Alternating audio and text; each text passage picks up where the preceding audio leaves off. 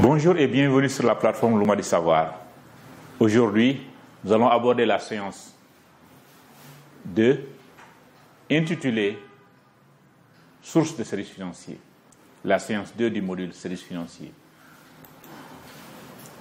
À la fin de cette séance d'apprentissage, les participants auront distingué les sources de services financiers officiels et informels, évalué les avantages et les inconvénients de chaque type de service. Nous allons aujourd'hui explorer les options de services financiers que vous pouvez avoir dans votre communauté, ainsi que leurs avantages et inconvénients. Quelles sont les différentes sources de services financiers qu'on peut rencontrer? C'est une question. Réfléchissez un peu. Quelles sont les différentes sources de services financiers qu'on peut rencontrer? On peut trouver des services financiers officiels et des services financiers informels. C'est les deux catégories de services financiers qu'on peut trouver dans nos communautés. Les services financiers informels, c'est quoi?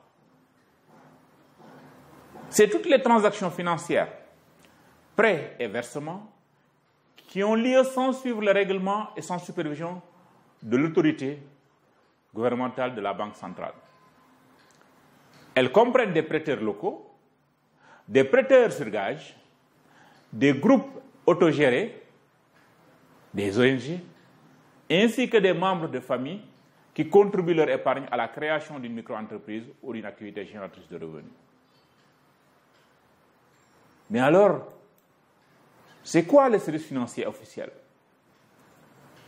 C'est toutes les transactions financières, y compris les prêts et les versements, effectuées par les institutions qui sont réglementées et contrôlées par l'autorité gouvernementale de la Banque centrale. Elles comprennent les banques commerciales, les mutuelles d'épargne et de crédit et autres systèmes financiers décentralisés, les compagnies d'assurance ainsi que les autres types d'institutions financières. Elles doivent régulièrement rédiger un rapport à l'autorité de tutelle. Nous connaissons maintenant les catégories de sources financières, les deux catégories. Maintenant, quels sont les avantages des services financiers officiels en comparaison à ceux des services financiers informels? Retenez, l'argent liquide gardé chez soi peut être égaré ou volé, et il est difficile de le retrouver. Les institutions financières telles que les banques, les systèmes financiers décentralisés et la poste ont une assurance qui leur permet de récupérer de l'argent perdu ou volé. Les institutions financières ont plus d'argent à prêter. Lorsque votre argent est gardé dans une institution financière, vous êtes moins tenté de le dépenser. Les institutions financières sont sûres et dignes de confiance. Les institutions financières à caractère bancaire offrent des comptes d'épargne adaptés à des objectifs d'épargne de court terme et de long terme.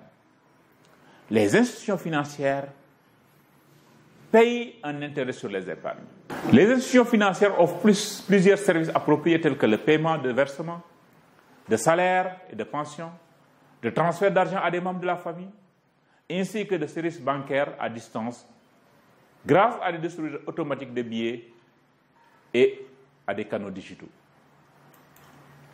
À retenir de cette séance, avant d'opter pour un service financier, évaluez ses avantages et ses inconvénients. Merci d'avoir bien voulu suivre cette séance. Je vous donne rendez-vous à la prochaine séance intitulée Produits financiers et besoins financiers des ménages. Merci beaucoup et à très bientôt sur Luma du Savoir.